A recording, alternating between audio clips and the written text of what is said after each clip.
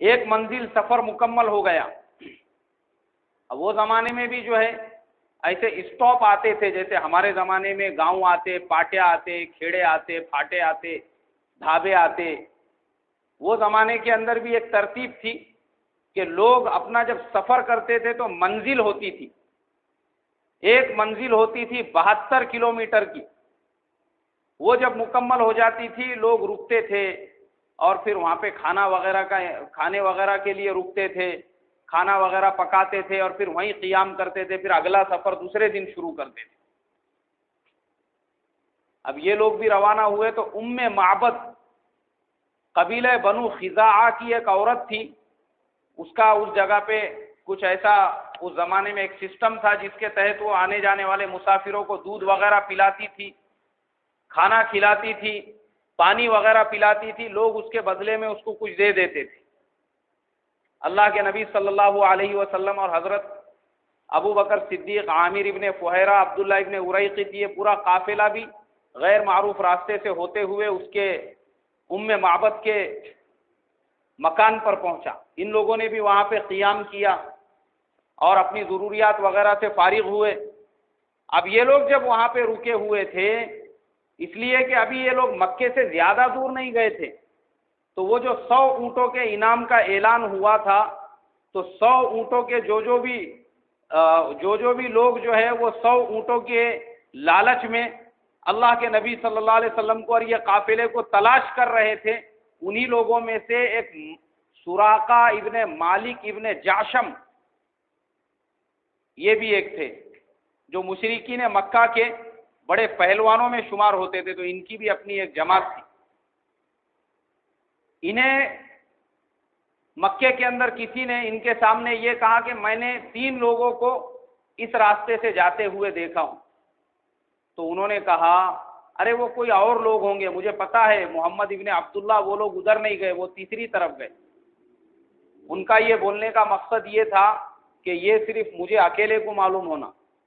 دوسروں کو بھی معلوم ہو گیا تو پھر دوسرے سب چلے جائیں گے، ان کو پکڑ لیں گے، 100 اونٹ ان کو ملیں گے، میرے ہاتھ میں کچھ بھی نہیں آئے گا۔ تو انہوں نے خاموشی سے اپنے غلام کے ذریعے سے گھوڑا مکے کے باہر بھیج کے دیے اور خود پیدل مکے سے باہر نکلے، اور پیدل مکے سے باہر نکل کے اپنے گھوڑے پہ سوار ہوئے اور سوار ہو کر اسی مکان کی جانب معبد جو قبیلہ بنو خزاعہ کی عورت کا تھا اس کی طرف روانہ ہو گئے کہ شاید یہ لوگ وہاں پہ میری پکڑ میں آ گئے تو پھر 100 اونٹوں کا انعام تو مجھے ہی ملے گا۔ اب ان کے ساتھ تو اللہ کی مدد تھی، نصرت تھی، اللہ نے ان کے لیے مشرکین مکہ کی آنکھوں پہ پردہ ڈال دیا تھا، تو یہ سراقہ ابن مالک ابن جعشم کیا چیز تھی۔ لیکن یہ روانہ ہوئے ابھی تھوڑے ہی دور پہنچے تھے، ان کے گھوڑے کے پیروں میں لڑکھڑاہٹ ہوئی، وہ زمین پہ گرا اور یہ بھی زمین پہ آ کے گر گئے۔ تو کہنے لگے کہ ہو سکتا ہے ایسا اچانک میں ہو گیا ہوگا، پھر اپنے گھوڑے کو کھڑے کیا، دوبارہ اس پہ سوار ہوئے، پھر گھوڑا دوڑاتے ہوئے جدھر اللہ کے نبی صلی اللہ علیہ وسلم جس راستے سے گئے تھے واپس اس راستے پہ گھوڑا دوڑانے لگے۔ تھوڑا اور آگے پہنچے، پھر گھوڑے کو ٹھوکر لگی، پھر وہ زمین پہ گرا، پھر یہ بھی گرے۔ تو وہ کہنے لگے کہ خدا کی قسم مجھے اس میں کچھ راز نظر آتا ہے، کیونکہ گھوڑا میرا تو ایسا نہیں ہے کہ اس کو بار بار ٹھوکر لگے اور وہ زمین پر گرے، اور پھر اس کے بعد پھر بھی اپنے گھوڑے پہ سوار ہوئے اور اللہ کے نبی صلی اللہ علیہ وسلم کی جانب جب روانہ ہوئے تو یہ چاروں کا قافلہ ان کو سامنے نظر آ گیا، تھوڑے دوری پر نظر آیا۔ پھر دوری پر نظر آنے کے بعد علماء نے لکھا ہے انہوں نے آواز دی، آواز دینے کے بعد میں اللہ کے نبی صلی اللہ علیہ وسلم اور آپ کا قافلہ وہاں پہ رک گیا، اور رکنے کے بعد انہوں نے اللہ کے نبی صلی اللہ علیہ وسلم سے کہا کہ مکے میں آپ کے پکڑنے پر 100 اونٹوں کا انعام ہے، اور میں اسی لالچ میں یہاں پر آیا ہوں کہ آپ لوگوں کو واپس مکہ لے کر جاؤں۔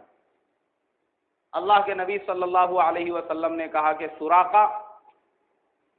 اس وقت تیرا کیا حال ہوگا جب کسریٰ کے کنگن تیرے ہاتھوں میں ہوں گے۔ اس لیے کہ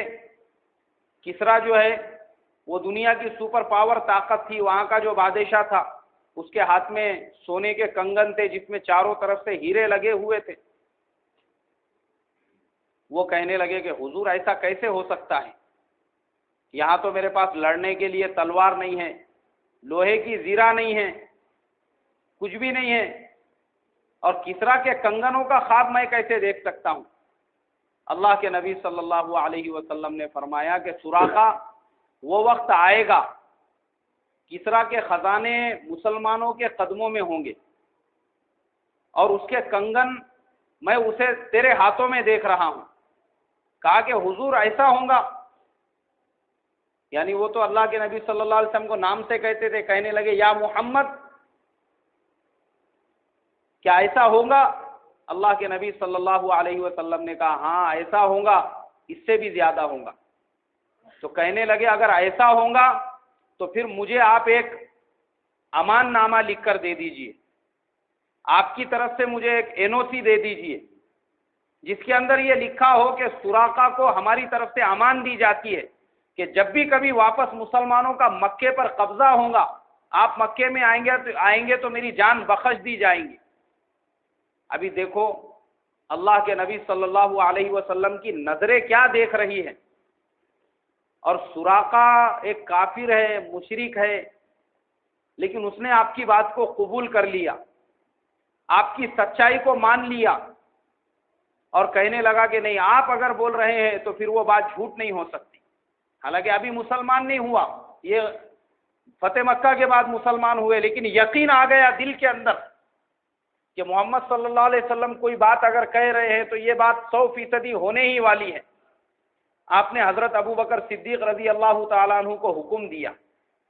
انہوں نے اونٹ پر بیٹھے بیٹھے ایک چمڑے کے اوپر چند سطر لکھ دی اور وہ سراقہ کے حوالے کر دی۔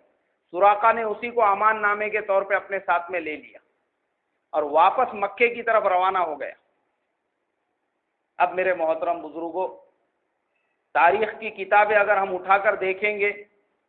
تو یہ تمام چیزیں ہم کو نظر آئیں گی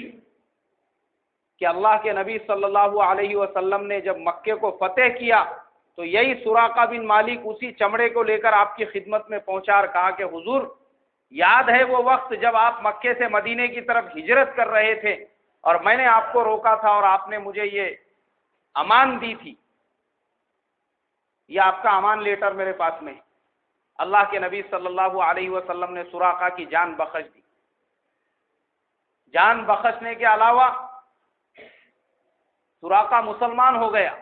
ایمان میں داخل ہو گیا۔ اس نے کہا کہ اے محمد، تم نے جو کہا تھا وہ میری آنکھیں دیکھ رہی ہے، اور خدا کی قسم سراقہ زندہ رہیں گا تو وہ بھی دیکھیں گا جو تم نے میرے بارے میں دوسری بات کہی ہے کہ کسرا کے کنگن میرے ہاتھوں میں ہوں گے۔ ایک چیز تو انہوں نے دیکھ لی، امان نامے کا جو واقعہ تھا ہو گیا، اور یہ ایمان میں داخل ہو کے مسلمان بن گئے۔ حضرت عمر رضی اللہ تعالیٰ عنہ کے زمانے میں جب مسلمانوں نے ایران پر حملہ کیا، کسرا کے خزانے مدینے میں لائے گئے، مدینے میں پورا ڈھیر لگا دیا گیا، تب حضرت عمر رضی اللہ تعالیٰ عنہ نے اعلان کیا کہ سراقہ ابن مالک کہاں ہے؟ تو سراقہ ابن مالک یہ بیچارے بوڑھے ہو چکے تھے، بڑھاپے کی حالت میں حضرت عمر رضی اللہ تعالیٰ عنہ کے پاس جب پہنچے، حضرت عمر فاروق رضی اللہ تعالیٰ عنہ نے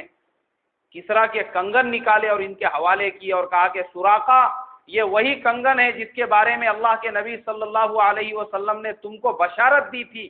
کہ وہ وقت آئے گا جب کسرا کے کنگن تمہارے ہاتھوں میں ہوں گے۔ بولے یہ وہی کنگن ہے۔ حضرت سراقہ ابن مالک رضی اللہ تعالیٰ عنہ رونے لگے اور کہنے لگے کہ حضرت محمد صلی اللہ علیہ وسلم کی آنکھیں وہ دیکھ رہی تھی جو ہماری آنکھیں نہیں دیکھ رہی تھی۔ ہمارے لیے کتنی بڑی عبرت ہے، ہم بھی اپنے آپ کو مسلمان کہتے ہیں، ارے مسلمان ہونے کے باوجود ہمارے دلوں میں اللہ کے نبی صلی اللہ علیہ وسلم کے بات کی اور آپ کے بتائی ہوئی باتوں کی اتنی اہمیت نہیں ہے جتنی اس کافر کو تھی، اور اللہ نے ان کو ان کی نظروں کے سامنے بتا بھی دیا اور بعد میں وہ مسلمان بن گئے، صحابی بن گئے۔